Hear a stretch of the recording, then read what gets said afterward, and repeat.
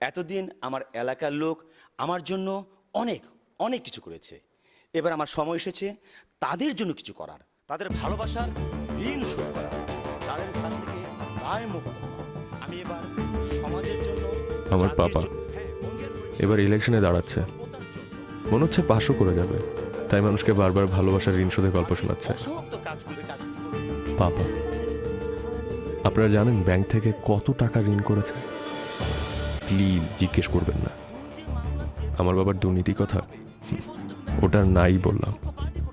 পাপা যদি এবার ইলেকশনে যেতে পুরো দেশটাকে নিলামে তুলে দেবে। এসব কথা বলতে আমার নিজেরও খুব কষ্ট হচ্ছে, কারণ উনি আমার বাবা। কিন্তু আমি আমার বাবার মতো দুর্নীতিগ্রস্ত ঋণ খেলাপি মানুষকে কখনোই আমার ভোট দিতাম না, কারণ আমি আমার দেশকে ভালোবাসি।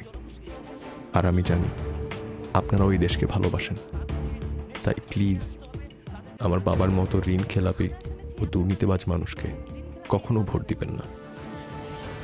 I am sorry. ঋণ নিয়ে যে দেয় না ফেরত আমার দেশের টাকা, ভোটটা দিলে সেই জনাকে দেশটা হবে ফাঁকা।